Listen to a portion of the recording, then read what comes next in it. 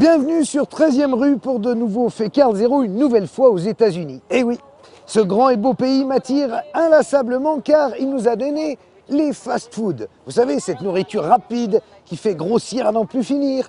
Et puis il nous a aussi donné les serial killers. Grand mystère. Alors aujourd'hui, voici l'histoire du Grim Sleeper. Pendant près de 30 ans en Californie, cet homme a assassiné, après les avoir violés dans des circonstances horribles, une multitude de femmes, se débarrassant de leurs cadavres tout simplement dans des bennes à ordures. Le Grim Sleeper, c'est l'équivalent macabre de la Belle au bois dormant des célèbres contes de Grimm. Car comme la belle du conte, la bête semble s'être endormie pendant de nombreuses années, en cessant de tuer avant de recommencer de plus belle dans les années 2000. Pendant 20 ans, la police de Los Angeles, il faut bien le dire, n'a rien glandé. Ce n'est que récemment que la LAPD s'est décidée à rouvrir une cellule cold case pour mettre la main sur ce fameux Grim Sleeper. Ces flics de choc, nous avons pu les rencontrer et vous allez le découvrir, ils n'ont réellement pas chômé. Ils ont rouvert toutes les archives, ils ont déterré des cadavres, fouillé tous les fichiers génétiques et même lancé une grande première mondiale qui s'appelle la recherche ADN familiale. Regardez.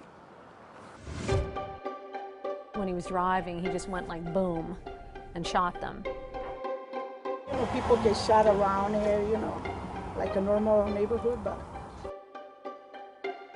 And if 11 women were killed in Beverly Hills in the same 40-mile radius, the whole of France would know about it. The whole world would know about it. One year they had so many murders, we actually had to close down a homicide unit. I'd like to know why. Why did you do this? Why are you going around murdering people? At least 20 including these, I would say, 20 murders. We've got dozens upon dozens of women that we have to try and identify. Yes, I like to put a murder or a dead body or something. Where at? And so finally you start thinking to yourself, we're going to finish our careers and never catch this guy. Every single time I think, oh my God, I wonder if it's this guy. And then it wouldn't be, and then I'd be like, oh, it would be such a letdown. And then it would happen again, and then I'd be like, oh, it's this guy. And then it wasn't, and I'd be like, oh. The person that they arrested was the Grim Sleeper, but the person that I dealt with for over 20 years was Lonnie Franklin. Most of our serial killers that we've ever dealt with have wives, families, and kids. They're normal. I think he's innocent. I truly believe he's innocent. I thought he was a killer. That's what we were looking for. And the rest is all speculation up until the time you're looking in his eyes and you're learning about Lonnie. Le 7 juillet 2010, le Grim Sleeper est enfin coffré. Il s'appelle Lonnie Franklin Jr. C'est un tranquille père de famille de 58 ans qui habitait dans le même quartier que toutes ses victimes. Un remake en quelque sorte de Mon voisin le tueur. Qui est-il vraiment? Comment a-t-il réussi à échapper aussi longtemps à la police? Voici la véritable story du Grim Sleeper, le tueur caché de South Los Angeles.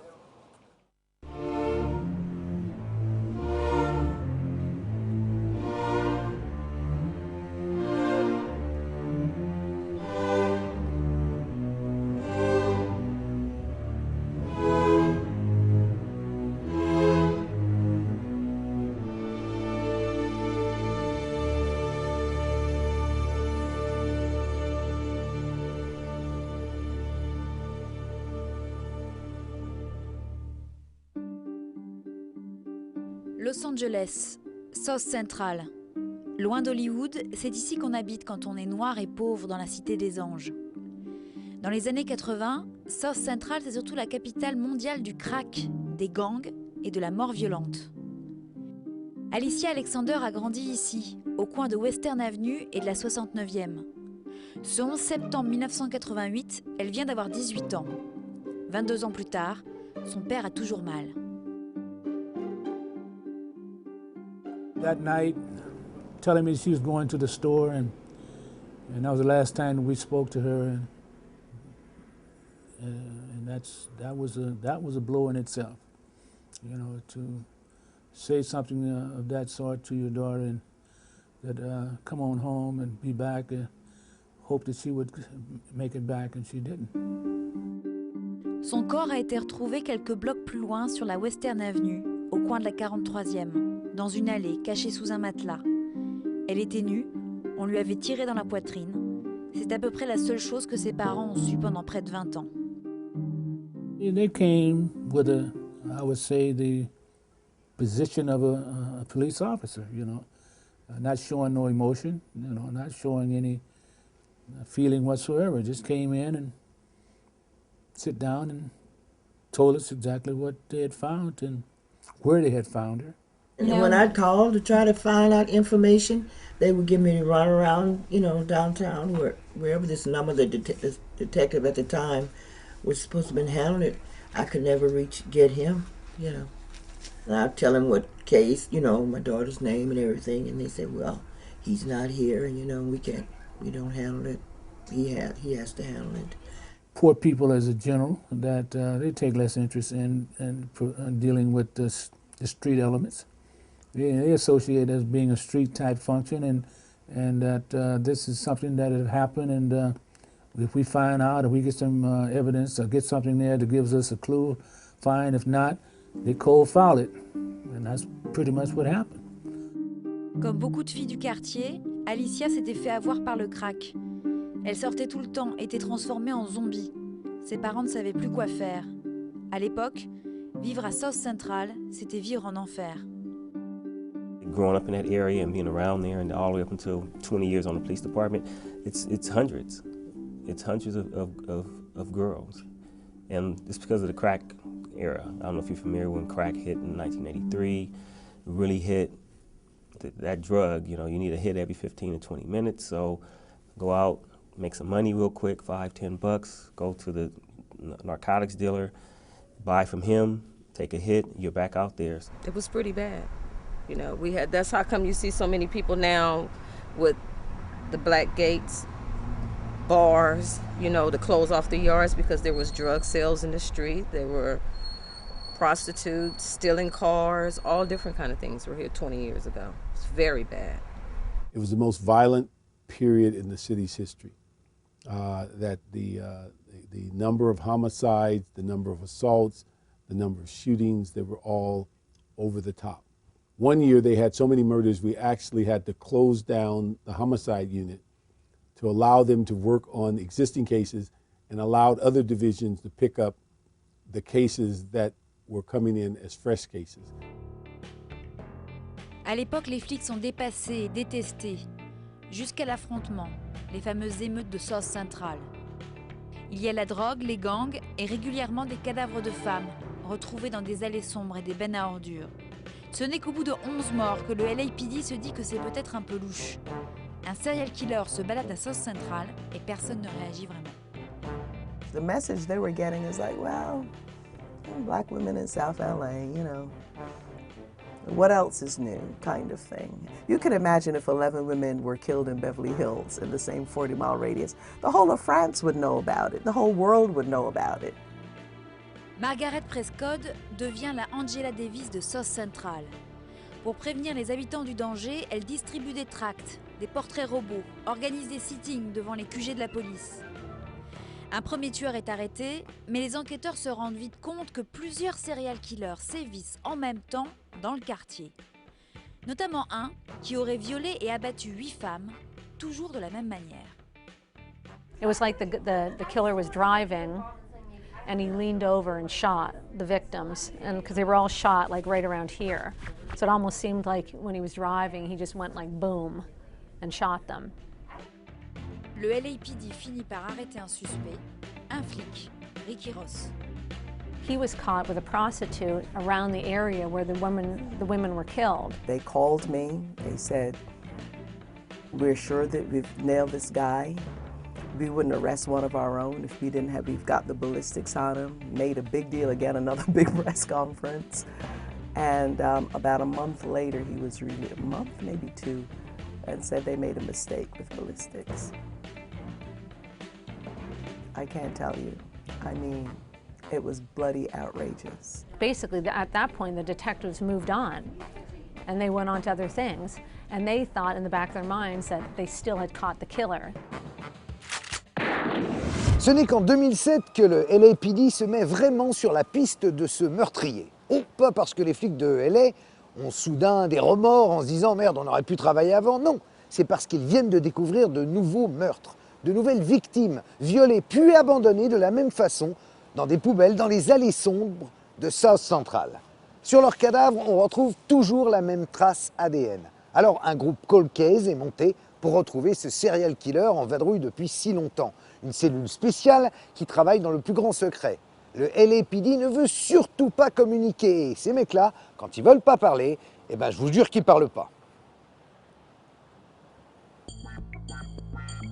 Celle qui va rompre le silence s'appelle Christine Pellissec. Elle vient d'être embauchée dans un petit hebdo gratuit de LA. Quelques mois plus tôt, au hasard d'un café pris avec un coroner trop bavard, elle a appris que 3 femmes ont été retrouvées mortes dans le quartier. Princesse Berthomieux, 14 ans, retrouvée le 19 mars 2002 dans une allée de South Van Ness. Valérie McCorvey, 35 ans, retrouvée un an plus tard, le 11 juillet, entre la 109e et la 108e. Et Janessia Peters, 25 ans, découverte par un SDF le 1er janvier 2007 dans une benne à ordures de Western Avenue. When I found out about another one, this Janessia Peters, she was another one of the autopsy reports I found, and I ended up calling a detective over there, and I asked him what's going on with the case, and he told me that he didn't have the case anymore, that it was with robbery homicide downtown. And if it's with robbery homicide downtown, it could only mean a couple of things. One of them, it could mean that it's a celebrity case. The other thing it could mean it's like, well, it's some kind of high-profile case, or it could mean that it's a serial killer. Une cellule cold case a été créée en secret. Christine découvre que les enquêteurs ont fait le lien entre ces 3 meurtres et les 8 des années 80 qu'on avait mis sur le dos de Ricky Ross. Les tests ADN le prouvent, et ce qui est sûr, c'est que Ricky Ross n'était pas dans le coup. And Ricky Ross died a month before Valerie McCorvey was killed in 2003. So there was no way, unless he was killing from the grave, could he be the killer.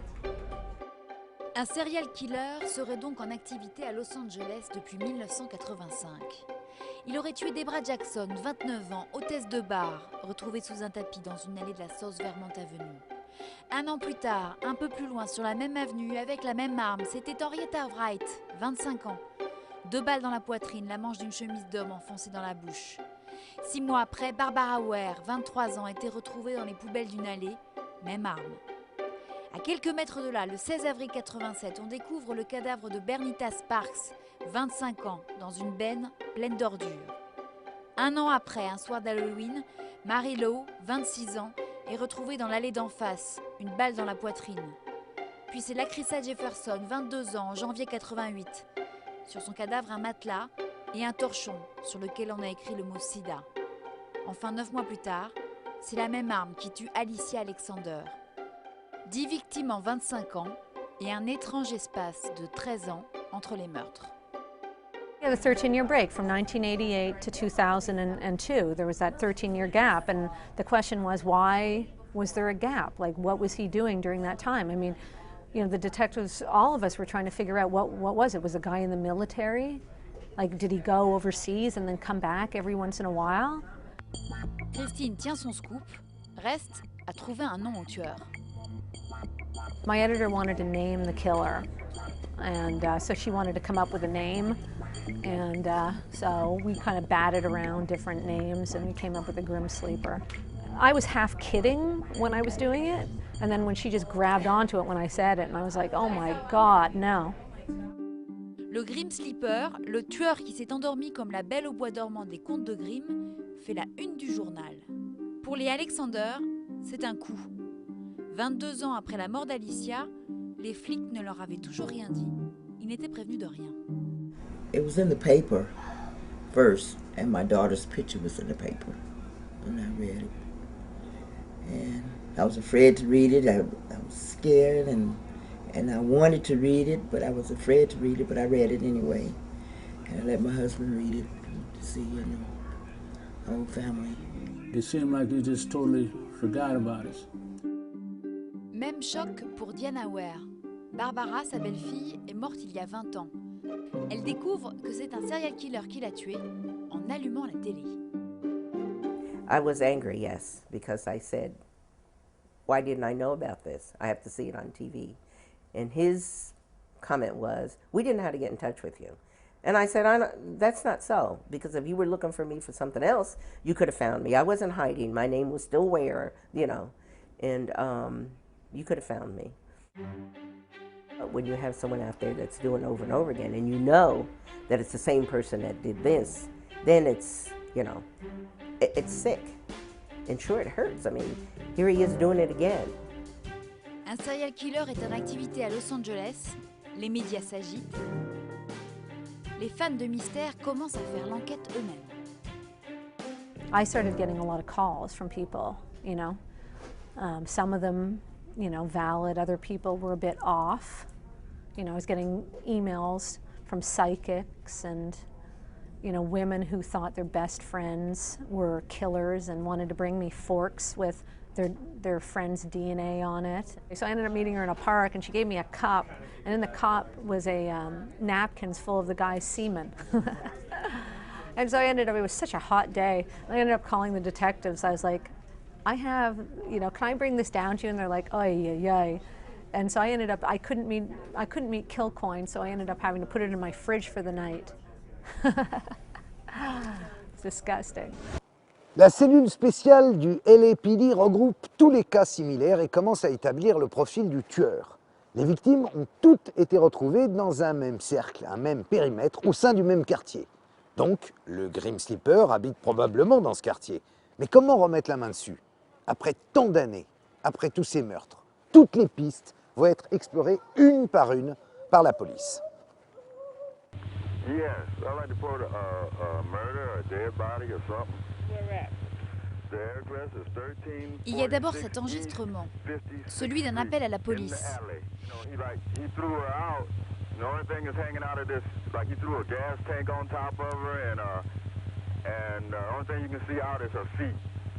Les indications de cet homme mènent au corps de Barbara Ware et un mystérieux van bleu et blanc. So they actually check the license plate and find that the van is registered to a church on Normandy Avenue called the Cosmopolitan Church. So they end up going to the Cosmopolitan Church, and on that night there was a, not a party, but there was like an event going on at the Cosmopolitan Church. So they ended up talking to a bunch of people there, and nothing really came of it. But the van was there, and the van was still warm. Le van était encore chaud. Mais les policiers arrêtent l'enquête. Ils ne parlent à personne de l'appel à police secours. Quand la cellule Cold Case la ressort 20 ans plus tard, tout le monde hallucine. How is it possible that that investigation was so here you had a hot lead, you had a hot van, okay? The body had just been dumped. And why are you sitting on a 911 call for a couple of decades, for crying out loud? It's crazy. That is the thing that makes me most angry. Why didn't you release that tape? Or tell the family about it if you want to release it to the media, but let us know that there was a 911 tape. Let us know about this church. Maybe we could have known someone that went to that church. I don't know. Don't know. So it's very, very frustrating. 20 ans plus tard, reprendre l'enquête, c'est plus que coton. Personne ne reconnaît la voix qui a appelé police secours. La Cosmopolitan Church a été remplacée par un parking. Le van, il a été retrouvé à Belize, à des milliers de kilomètres. Quant aux fidèles, autant les chercher dans une botte de foin. Different people coming in from all over the country would come in and preach and, you know, check it out. So there was thousands of people. You know, so I was like, good Lord, how am I going to narrow down all these people? I've been all across this country chasing leads. Believe me, I just got back from Mississippi not too long ago, and I don't like to fly. So I ended up calling some of the old pastors and the deacons and all those people. Some of them are living in Florida, and it turned out that a lot of the people that I actually started interviewing, the LAPD was already ahead of me because they had interviewed them. And then I'd ask the detectives, they're like, yeah, we ruled them out with DNA. And I was like, oh, okay. I traveled down to Georgia, where one of the reverends from the church had died about 6 months after Janisha Peters' body was found. So went down there, exhumed his body, got body parts for DNA analysis, and then he was eliminated. En exhumant de très vieux dossiers, les enquêteurs vont tomber sur un élément décisif. Une victime a en effet pu échapper au tueur. Son témoignage peut tout faire basculer. Avant qu'il ne la viole et lui tire dessus et la laisse pour morte, elle a pu parler au Grim Sleeper quelques instants. Elle est même montée dans sa voiture. Et une Ford Pinto de couleur orange, croyez-moi, ça ne s'oublie pas, surtout dans de telles circonstances. C'est ici, devant ce liquor store de Western Avenue, qu'elle l'a croisé. Elle marchait pour aller à une fête. Devant le magasin, un homme lui propose de l'emmener. Il est sympa, il a une Ford Pinto orange, c'est classe, elle a confiance. He said that he needed to stop by his uncle or cousin's house. And so she was like, okay, so they went and she sat in the car and waited. And he went into a home on 81st and Western, came back about 10 minutes later, gets into the car, starts acting really crazy and starts saying that she's dogging him and all this stuff, and he calls her by a different name, and then he drives off, shoots her, sexually assaults her, and then dumps her out of a car. Elle s'en sort miraculeusement et se souvient de la maison du prétendu oncle, à l'angle de Western et de la 81e. C'est en plein South Central. La particularité du coin, c'est qu'on ne dirait pas du tout qu'on est dans un quartier dangereux. Même les habitants ne s'en rendent plus compte. I've been living here almost between 13 and 14 years, and it's been a safe place. Safe place. Nothing happened, nobody. I mean, people get shot around here, like a normal neighborhood, but no, I'm not scared. It's not normal to be shot at a... like around the corner, so like everybody else, accident and stuff like that, but yeah, you have to happen. Donna Harris vivait déjà dans le quartier. C'est la maison où elle habite maintenant que la survivante a indiqué aux policiers. 20 years ago, this house was horrible. It was drinking, prostitution, drugs, everything used to go on in this house. That's before me. But this house was very bad too. So they thought maybe that's why he might have brought her here, because of everything that was going on here. The police thought, at the time they thought, she probably didn't remember, She got shot, they really didn't really think to believe her. They probably thought that, oh, she's probably mixing it up. Mais la cellule Cold Case se dit que c'était peut-être une bonne piste. 20 ans plus tard, le détective Bill Fannon retrouve la survivante et retourne avec elle sur place. So it's like, okay, so if that's, are you sure 22 years ago that this happened right here? She says, yes, I remember it being right here. 81st. So I says, okay, well, then I'm going to focus on 81st and the surrounding blocks, but basically on 81st. Then you start with the task of reconstructing a neighborhood that people have passed on or moved away or sold sold their houses. So there's new people there. The neighborhood is turned over in the years. So he's like, okay, but then there's still a lot of people that have been there for 30, 40 years. So, they're going to be some of your key witnesses you want to talk to, and you're going to try to locate the people that used to live in the neighborhood. Et cette fameuse Ford Pinto orange, qu'est-elle devenue? La cellule Cold Case fouille toutes les casses, en vain. I was kind of disheartened about not finding a Pinto, but then again, like I say, it's a 25-year-old car too. Some people keep cars as classics, but I think that if that car was used in a crime, the person would have probably gotten rid of it.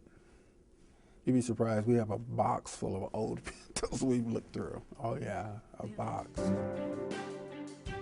Soudain, une lueur d'espoir. À l'autre bout des États-Unis, une femme pense que c'est son ex-mari. Il avait une Ford Pinto orange, il était violent et il habitait dans le coin.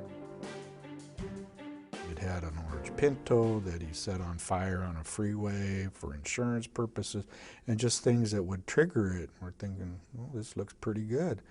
And so we would put surveillance on those type of people, try to learn about them. Where are they staying? Who are they seeing? What are their activities? Do they go out there looking for girls at night? And then we would get DNA once it was discarded. And there were several of those that it eliminated them also. It was just one thing after another, and I knew how frustrated I was. It was like every time I thought that I found something, it would always never pan out, you know. And they were like, Christine, you know, this happens all the time. You got to get used to it, kind of thing. And I was like, because I get excited every single time I think, oh my God, I wonder if it's this guy. And then it wouldn't be. Then I'd be like, oh, it'd be such a letdown. And then it would happen again, and then I'd be like, oh, it's this guy. And then it wasn't. And I'd be like, oh. And every time I get excited, and only to get, you know, it was like. It was horrible. Dennis Kilcoyne, le patron de la cellule Cold Case, ne sait plus quoi faire. Just constant trying to find the answer. Occasionally meeting with the families, more media things going on, new billboards, you know, updated composite drawings, reminding people of still $500,000 reward, and nothing. We're not getting anywhere. It's just still very, very frustrating. Il ne reste plus qu'un espoir, le fichier génétique. En Californie, depuis quelques années, tous les criminels sont fichés. Et depuis peu, même pour un tout petit délit de rien du tout, t'es fiché. Il suffit d'être passé ne serait-ce qu'une journée par la case prison. Ce type a certainement dû faire une connerie dans sa vie. Je sais pas, rouler bourré ou voler des pneus. Eh ben non, nouvelle déconvenue, l'ADN du Grim Sleeper n'est pas répertorié. Avec un profil pareil, c'est pas possible.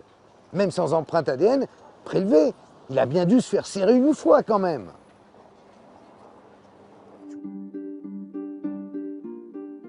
We have a very nice DNA profile of a man. We don't have a face and a name to go with it. C'est juste ça, et ça semble juste impossible. Par où commencer? Par la case prison peut-être. C'est peut-être là que le Grim Sleeper était pendant ses 13 ans d'arrêt. We got a list originally of like 55,000 names, which is, you look at it and go, man, where do we start? 55,000 names. But then you start going through it and you look, okay, some of them are duplicates. He was in prison in 88, out in 90, back in, and you start going through that. Which ones were in CODIS? Which ones were in the DNA data bank? And we started eliminating that way, but we still came down to about 14,000 names, which, I mean, that's a lot of people that you have to start checking. Ça fait beaucoup de monde, et en plus, après vérification, il n'est pas dedans. Alors où? À la section des crimes sexuels, on se dit que le Grim Sleeper a bien dû, un jour ou l'autre, être passé par leur service. There's a good chance that the Grim Sleeper was a sex offender, and so she monitored all the 5,612 sex offenders in the city of Los Angeles.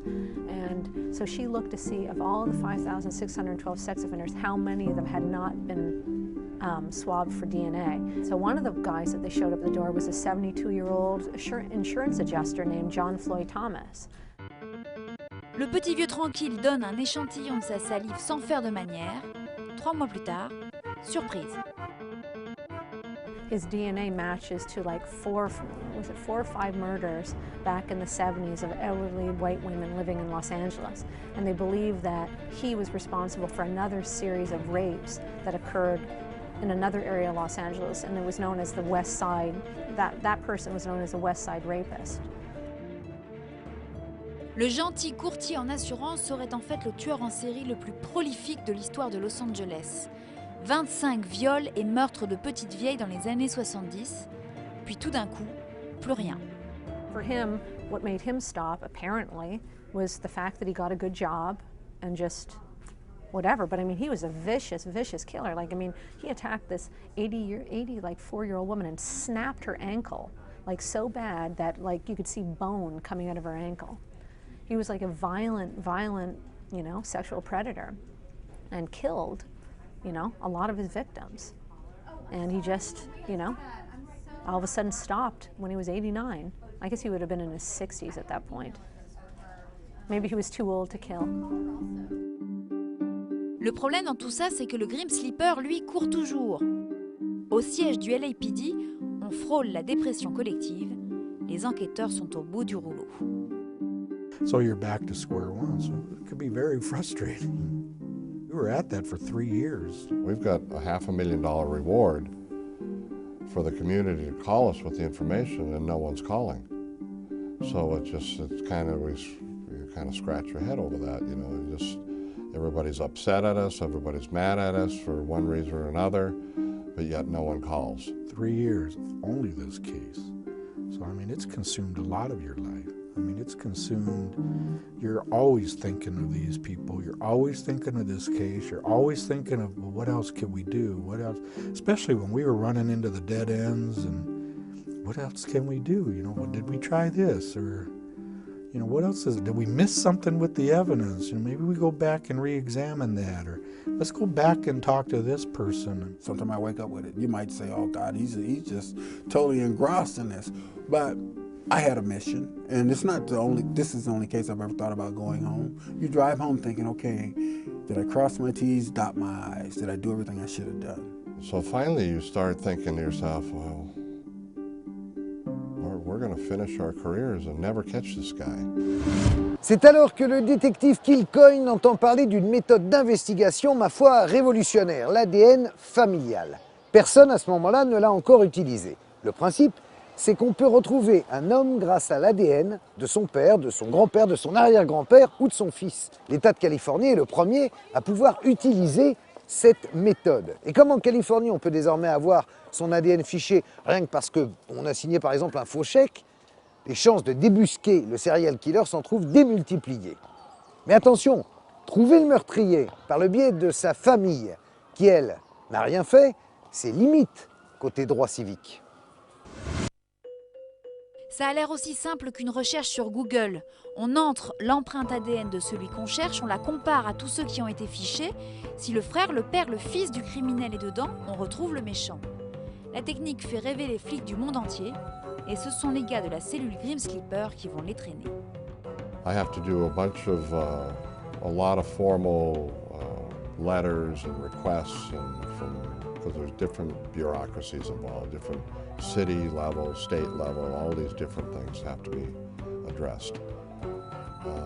And it's an expensive test. I mean, it's like $50,000 every time we do this. So anyway, when all that happened and all the little safeguards and we try it in 2008. And everybody's excited. People around the country and around the world are watching because this has never been done before. And nothing. We don't have anybody matching it. We thought, well, it was expensive, but we gave it a shot. Décidément, ce tueur-là est introuvable. Sur Internet, certains amateurs refont l'enquête eux-mêmes. Notent que les prénoms des premières victimes finissent par A. Compare le Grim Sleeper au Zodiac, ce serial killer des années 60 qui n'a jamais été retrouvé. Ça commence à sentir le roussi pour le LAPD. Quand on leur propose de refaire un test d'ADN familial 1 an plus tard, ils n'y croient pas vraiment. And what their end of things, it's very secretive, and she doesn't even tell me that they were even doing it. I didn't know what dates they were doing. I knew it was going to be done. And actually the time had passed by the end of June. I figured, okay, we did it again and nothing happened, another zero. And but then she called me on, I believe it was July 1st. It was a Wednesday afternoon. She said, you better sit down. And we got a hit. And we were notified by our Justice Department that, yeah, you know, we got a hit. Okay. Il s'agit d'un homme arrêté pour possession d'armes 6 mois plus tôt après le premier test. Il est jeune, trop pour être le tueur. Son ADN n'est pas exactement celui du Grim Sleeper, mais il a le même chromosome X. Ce n'est pas lui le tueur, mais c'est sûrement son père. Has a letter, she slides it over in front of me, and it's got the information of Christopher Franklin, and who is the son of Lonnie Franklin, our suspect. Le voilà, le suspect numéro 1, Lonnie Franklin Jr. Il a 57 ans. Depuis 30 ans, il habite à quelques centaines de mètres des endroits où les corps ont été retrouvés, à l'angle de Western et de la 81e avenue. Vous savez, ce quartier où les détectives sont revenus avec la survivante. Il habitait à 10 mètres, 2 maisons plus loin. I was this close. It was just a matter of time, in my opinion. We do what we call canvassing, and we go actually door to door. We were working our way through that neighborhood. We really were. And then I almost immediately called Detective Coulter and gave him the information. I told him, you got to do a workup on this guy and just plan on being here all weekend. We put surveillance on him immediately. I mean, again, it's a public safety issue. Now that you have a name of your potential suspect, surveillance went on him 24 hours a day. Mais est-ce le vrai suspect? Rien n'est sûr. All we know at this point is we have someone named Christopher Franklin that we believe to be his son. They have the same chromosome. Well, that's all we have. Well, now we need something from him to verify that he is in fact our suspect. You know, and you got to take into account that Christopher Franklin, what if he's adopted? C'est bon, ils tiennent enfin un suspect, mais pas la moindre raison légale de l'arrêter. Il faut prouver que c'est bien lui. Il faut donc une empreinte génétique. Alors, une vingtaine d'hommes vont le surveiller nuit et jour pour tenter de récupérer un objet qu'il jetterait, sur lequel il y aurait de la salive permettant d'identifier son ADN. Un mégot, un Kleenex ou, pourquoi pas, un habit qu'on retrouverait dans une laverie automatique. La traque commence tout de suite, dès que le nom du suspect est connu. Des équipes spécialisées le suivent dans ses moindres pas. Ça fait 25 ans qu'ils attendent ça. Pas question de le laisser filer. They would bed him down at night. They would say he'd get up in the morning and they would start following him with whatever he did. And there were a couple nights that they did see him out there cruising where the girls were working. At one point in time, he pulled up to a girl, and the police were watching him. And they were like, uh-oh, what are they going to do? You know, if a girl gets in the car, they decided that they were going to arrest him right then because they didn't know, was he going to, kill the girl or what was he going to do? But while he was talking to the girl, when he pulled up, just out of the blue, a patrol officer in their car pulled up behind him and just, made the siren noise, and then he just drove off really quickly. Des heures et des nuits à le suivre partout sans rien. On ne sait pas encore si Lonnie Franklin Jr. est bien le Grim Sleeper, cet ogre des temps modernes. Ce qui est sûr, c'est que ce n'est pas lui le petit poussé. Il ne laisse rien derrière lui. Et puis un lundi après-midi, après avoir roulé pendant 1 heure, il s'arrête à une pizzeria. Il est apparemment invité à l'anniversaire d'une petite fille. This was right out of a TV movie. The surveillance guy goes in, identifies himself to the manager of the restaurant, says who he is, and asks, can I get a hat and a shirt? And he became the busboy for that little party. Man never had such service in a restaurant. Every time he took a bite, he had a new napkin. Every time he used his fork, he had a new one as soon as he put it down. So napkins and cups, and ultimately a piece of pizza crust was taken from him. And then they rushed that back to us, and then I took it that night. It was given to me. I took it to the lab, and they don't know what they're working on, but I told them, you have to work on this, and you have to work round the clock now on this thing. C'est le reste de pizza le plus précieux de toute l'histoire du LAPD. Le détective Kilcoyne va vivre les 30 heures les plus longues de sa vie. The guy is supposed to call me at 5 o'clock, so we're sitting upstairs in the office waiting, 5 in the morning. 5 o'clock rolls around, 5:30, 6 o'clock, no call. We're thinking, oh God, this isn't good, this isn't good. We're emailing them, they're not answering us. We're calling them, they're not answering us. Oh, this isn't good, this means bad news. Something's wrong. And I'm sitting in front of the judge's house waiting on a call. If it's him, I get the judge to sign the arrest warrants and the search warrants. If it's not him, I just start my car and back to the office and back to square one. Everybody's just waiting around, holding their breath, and then finally I get the call from the lab. I can said, yes, that's him. That's your guy. And that was a good day. Lonnie Franklin Jr. est arrêté quelques minutes plus tard. Avant que les télés ne balancent l'info, le détective Kilcoyne a du boulot. Il appelle toutes les familles de victimes. Cette fois, ils sauront. You have something new? And he says, yes, in a way I do. Are you sitting down? And I said, yes, what is it? And that's when he told me, we got him.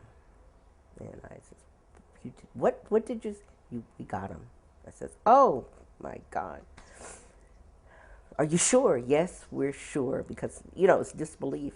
after all these years, you got him. I'm telling you, that's a feeling that a burden that was on you that was lifted. It was amazing how you feel when you get something like that. After knowing you feel that something is not going to develop all these years and then get something like that, only God could be there for that. Quelques minutes plus tard, les hélicoptères des télés débarquent. Toute l'Amérique apprend en direct l'arrestation du serial killer le plus recherché de Los Angeles. Sur place, 150 personnes sont réquisitionnées pour fouiller, photographier, déterrer peut-être les moindres preuves. Les commentateurs s'interrogent pendant des heures à propos des masques que portent les enquêteurs. Y a-t-il d'autres cadavres sur place? Qu'y a-t-il dans l'arrière-cour de la maison où des dizaines de personnes s'affairent? Kilcoyne et Coulter vont superviser les recherches. Ils sont pressés d'aller sur place, mais d'abord, ils veulent le voir. We wanted to meet him, the man we've been chasing for 3 years, and put the actual in-person face to the person rather than just a photograph off of a driver's license or off of a booking photo. He was very calm, collected, and very relaxed, and he just didn't know what we were talking about. He knew nothing from nothing, and Detective Coulter put one after another an 8x10 photograph of the victims and faces in front of him, and said, no, don't know them. Never saw those people before. I mean, you're accusing somebody of committing 10 murders. You'd think if they didn't do it, they'd be pretty adamant about that. Le Grim Sleeper a donc enfin un visage. Il s'appelle Lonnie Franklin Jr. Il vivait, ma foi, très cool, à quelques mètres de ses futures victimes. C'était un ancien éboueur qui savait où se trouvaient les bennes à ordures les plus planquées du quartier. Et si on n'a jamais réussi à remettre la main sur les voitures avec lesquelles il enlevait ses victimes et commettait ses crimes, c'est tout simplement parce qu'il était le mécano du quartier. Des voitures, il en avait plein. Il en volait d'ailleurs certaines en ville, réparait celles des voisins avec les pièces des voitures volées. Et Lonnie, finalement, dans le quartier, tout le monde l'adorait. C'était presque un saint homme. Au coin de la 81e et de Western Avenue, les voisins ne s'en remettent toujours pas.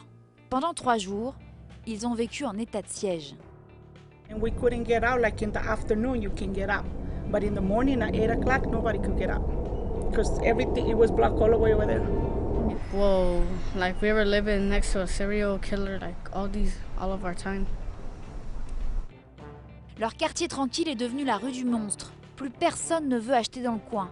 Et tout le monde se pose des questions. C'est un peu un remake de Mon voisin le tueur. He was very quiet. I mean, you know, he helped everybody. Matter of fact, the day that he was arrested, he was supposed to have been working on my car that morning. So I guess it's like 2 different people, because the person that they arrested was the Grim Sleeper, but the person that I dealt with for over 20 years was Lonnie Franklin. I think he's innocent. I truly believe he's innocent. No, I don't. I've been knowing him too long. I don't believe he did that. He was friendly, helpful. Sometimes he will get in inappropriate conversations as far as what you would say to another woman, but he would never be inappropriate with me. If he is the one, let him burn in hell. But if he's not, yeah, I don't believe you know, let the man go. You know, I help him flick the switch. I mean, I help him do the syringe, whatever they do. But that guy was a very responsible guy, very responsible. I've known his kids since they were 3 and 4 years old. I've known his wife since they've been living there. His wife is a very, very loving person, Christian, goes to church every Sunday, works every day. I can't say anything bad about her or the kids. Most of our serial killers that we've ever dealt with have wives, families, and kids. Yeah. They're normal. It's that up until the point when that urge comes along and they have to go out and do other things. Yeah. And when they're done with that, they come right back home. They sit at the dinner table, put their napkin on, and what's for dinner on? Sa famille a fini par déménager mais continue de le soutenir et il a beaucoup de visites de femmes en prison. Some family, but people that are not family come to see him at the jail, and that's pretty wild. So, because we listen to the conversations. Yeah. So, Go figure. Lonnie, citoyen modèle, est présenté pour la première fois à la cour quelques jours après son arrestation. Toutes les familles de victimes sont là. Lui ne dit rien. It's just weird when you see them, you just don't expect somebody who, to be able to be capable of doing something like that. You know what I mean? He's like smiles to his lawyer and, chats with her, and you're just thinking like, my God, how could you do that? I just wanted to see what he looked like. How can, somebody do this? Then every time he goes to court, I'm in court because I want to see his face and, let him know that you killed somebody that we care about. We're here, we're going to go through this till the end, till you, get what you deserve.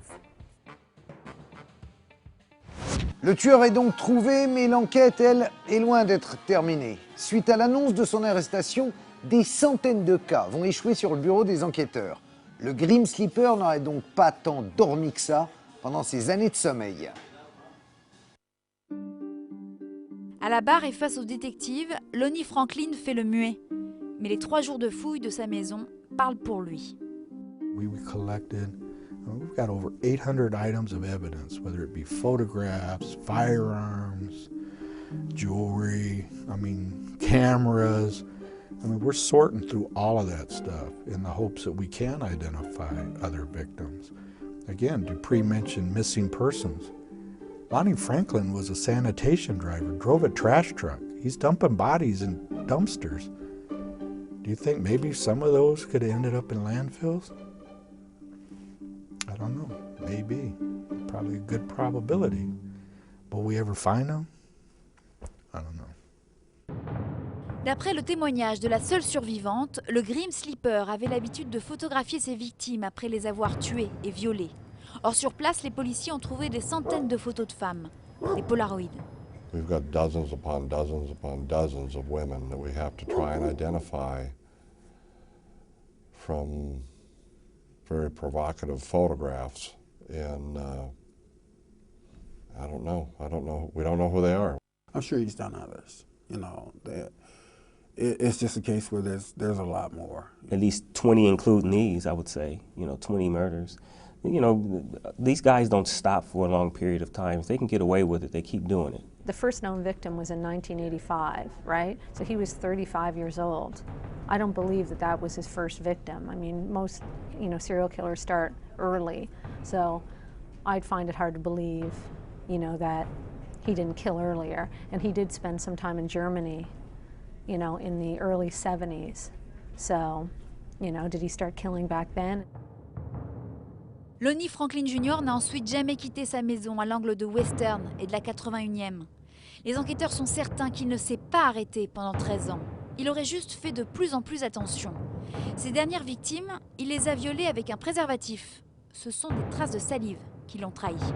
In 2007, her body, Genethia's body, was washed.